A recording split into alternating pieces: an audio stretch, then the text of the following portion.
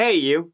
You know, we're gonna get into hunting a killer, but before we do, let me tell you about Hunt a Killer, who are sponsoring this whole video where you can solve a mystery. Hunt a Killer is a subscription service. You play a private detective tasked with solving a fictional crime. Every month you get sent a box of evidence comprised of video, audio, interviews, autopsy reports, police reports, photos, and all that kind of evidence. Your goal, detective, is to analyze those documents. Every month you narrow down your list of suspects as the case unfolds, and finally, catch the real killer. These days, when you know staying inside is a good idea, Hunt a Killer is one too. They sent me a season and honestly I absolutely loved it. It really does make you feel like a detective. Everything feels so authentic and real. It's so much fun going through all the evidence and covering like the dark secrets of the characters and then trying to put it all together in your old noodle. I don't know what being an actual detective is like, but this really does feel like one. To get $10 off any purchase, please visit huntakiller.com/thatchapter and use code chapter. That is a special dealio just for yourself, and it's a bigger discount than normal, and it works for any products, so give it a go. Also, part of the proceeds go to the Cold Case Foundation, an organization that works to bring justice and restoration to cold cases. Pretty cool. So once again, that's huntakiller.com/thatchapter and use code chapter at checkout for $10 off any purchase. If you're here, you like true crime, and if you like true crime, you will love Hunt a Killer. And playing it, whether it's by yourself or, you know, with some friends and family, it's a lot of fun. So thank you so much to Hunt a Killer. Now let's, I don't know, Hunt a Killer?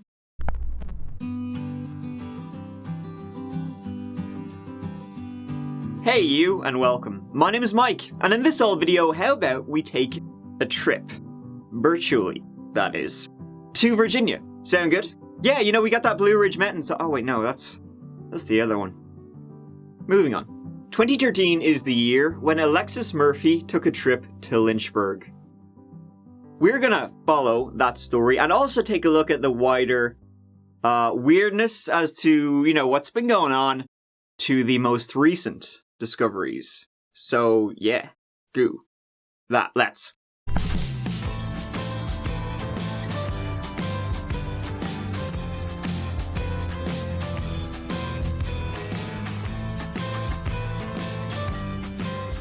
It's to the town of Shipman, Virginia, that we're jetting off to. Actually, it doesn't even seem to be much of a town, just kind of a place, really. Not much to say about that, though I guess all I really gotta say is that Alexis Murphy lived there. Alexis was born in 1996, raised in Shipman, and that's the last time I'm mentioning Shipman.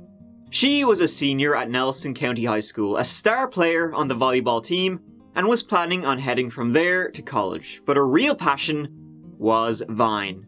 Remember Vine? My jacket never wants to go right. Still ain't right. The fuck?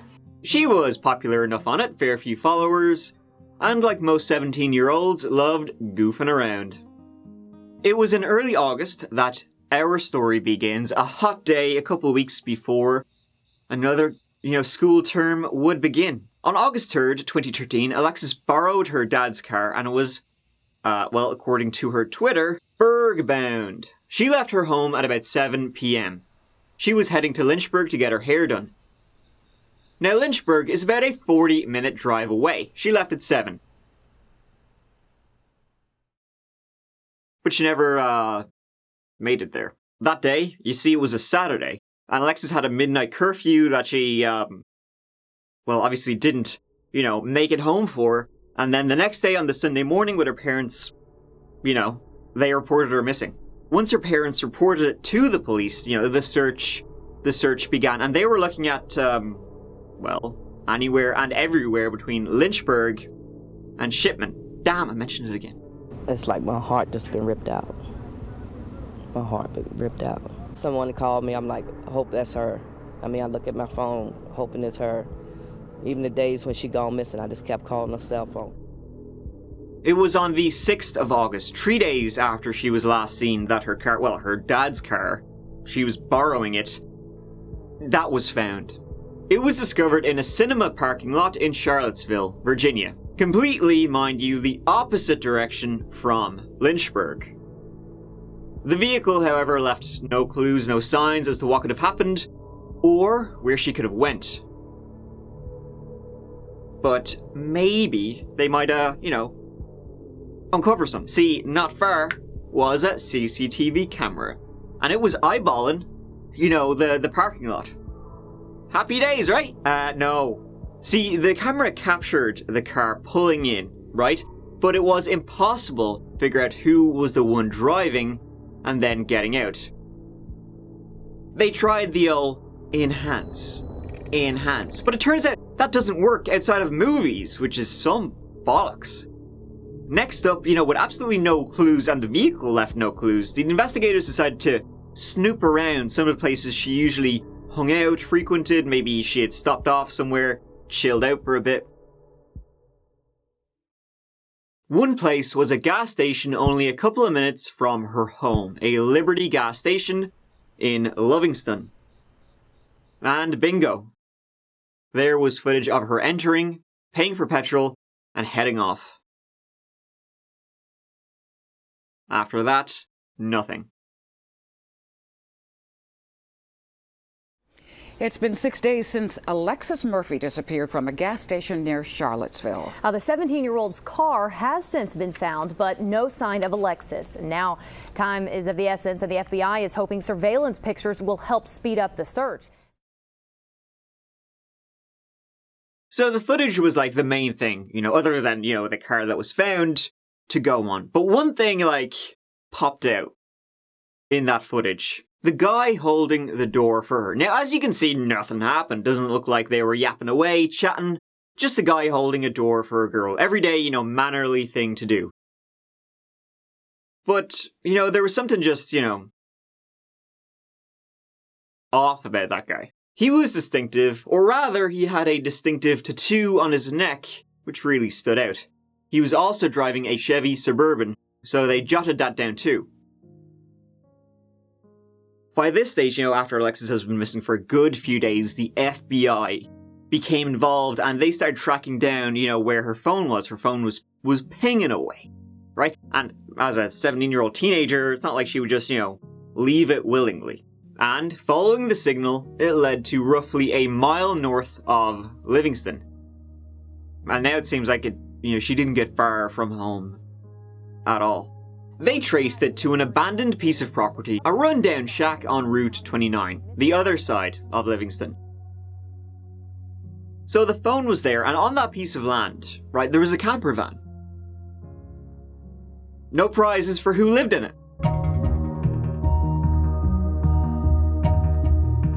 His name was Randy Taylor, and he denied any knowledge of who the heck Alexis Murphy was.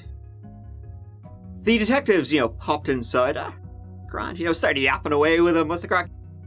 And then they noticed a couple of things inside. Inside was a shithole, by the way.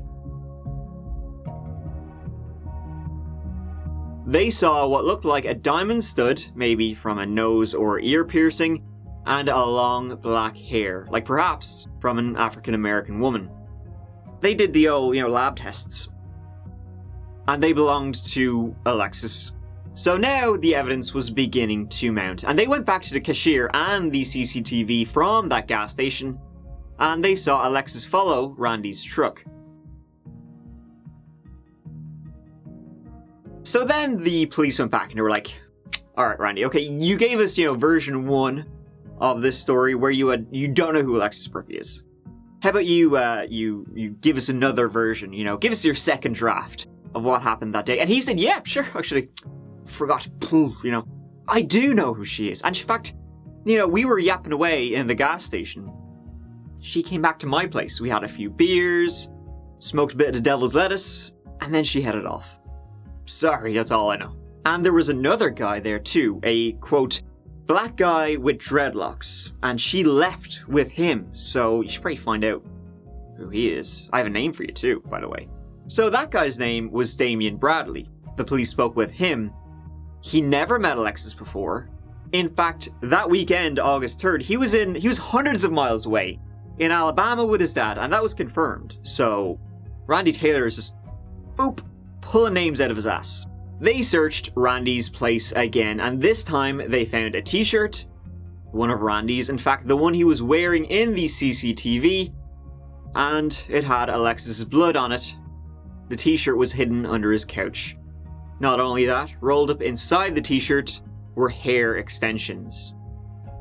So when you combine it all, it's not looking good for Randy. And when you look, like here, does he look like the kind of person who could do something horrible? Kinda. Now get a load of this, right? Because this is, oh boy. When they searched his camper van, they found in it a scrapbook, right? In the scrapbook were cut out pictures of naked women. Okay. The faces were cut off from the pictures, like with scissors. Inserted was another person's face. It was the face of his co-worker's daughter. So, what more do you want? Like, that's something wrong with you, itis 101. Randy Taylor was arrested on abduction charges. They still had no clues as to where the probable body of Alexis could be. As the search for Alexis continued, Randy's charges would be upgraded to murder. The return of indictments only means that the grand jury found probable cause exists for the charges that I mentioned, and that Randy Taylor should go on trial for those charges. He likely lured her by saying he would sell her some weed, then something violent happened in his trailer, and it had been sexual in nature. Randy had also been to a porno store earlier on the 3rd of August, so that led them to that. He pled not guilty. Investigators were back at Randy Taylor's home today. They were looking for clues into the abduction of Virginia teenager Alexis Murphy. Taylor's in jail, accused in her disappearance, but Murphy's still missing. Hers is the latest in a string of disappearances off Route 29 in Virginia. As for that region, the number of disappearances are just astonishing. As one person familiar with the investigation told me, between documented abductions and missing persons who may or may not be runaways, there may be as many as 18 unsolved disappearances in that region over the past 2 decades. The trial would go ahead in May 2014. It would last about a week, and on May 8th, Randy was found guilty of the murder of Alexis Murphy. But better. Not that I've ever won the lottery, but it was pretty amazing. Just felt like justice is served, and wherever Alexis is, she can be at peace now. Randy Taylor was just sentenced to 2 life sentences for the murder and abduction of the Virginia teenager. Murphy was last seen in August of 2013. No, I did not kill Alexis Murphy or hurt Alexis Murphy. Do you know where she is? No, sir, I do not. And do you know what happened to her? No, sir, I do not. From the Albemarle Charlottesville Regional Jail, convicted killer Randy Taylor maintains his innocence relating to the abduction and murder of Alexis Murphy. There's just too many things that haven't been told for me to be convicted of murder of Alexis Murphy. You can ask anybody that knows me, anybody in this jail, or anybody around here. I'm not an outspoken person. I'm not a violent person. I haven't been mean to nobody or disrespectful to anybody in here. It's what the Commonwealth's painted the story of me to be, and I'm not that person.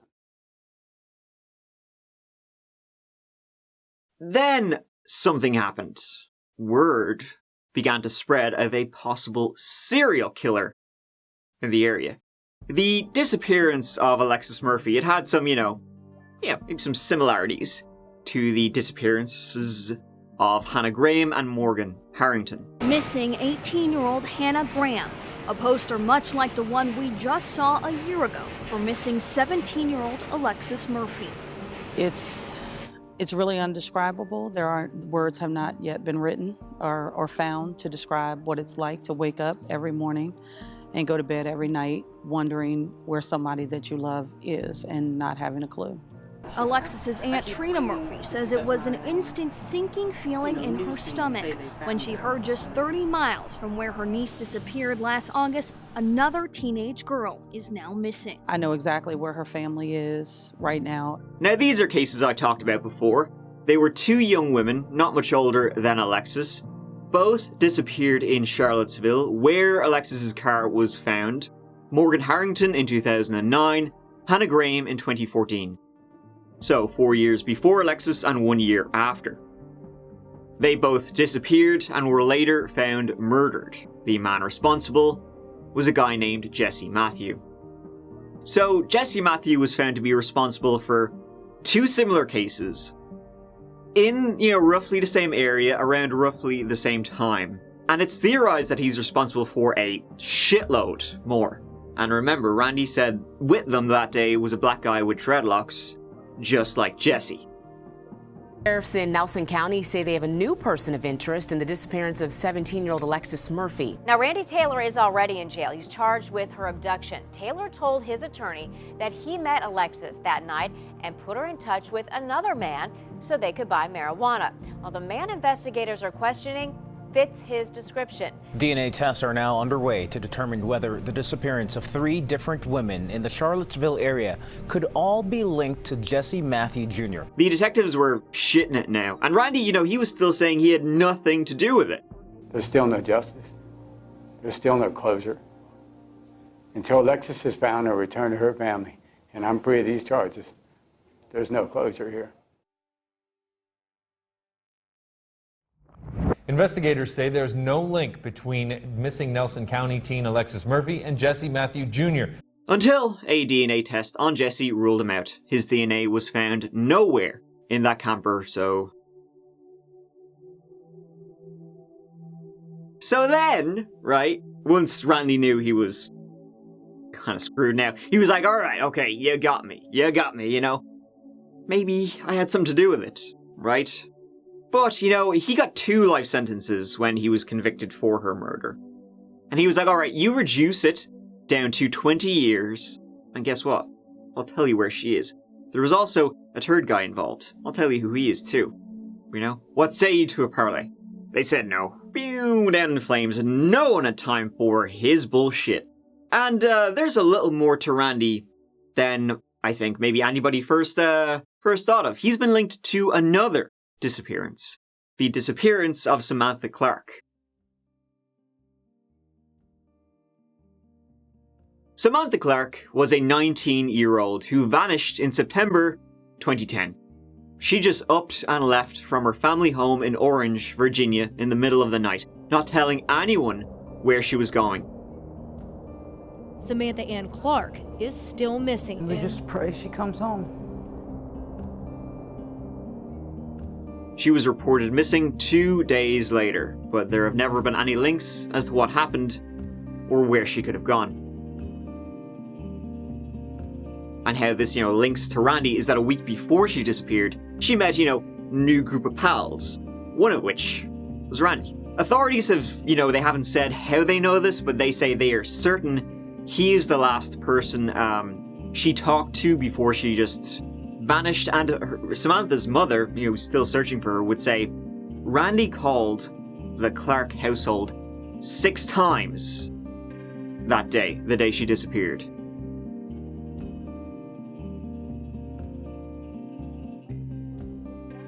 But for years, that was that. Randy behind bars, him still saying, he was innocent. And he would appeal twice, both denied. The search for Alexis and also Samantha would continue. Up until recently.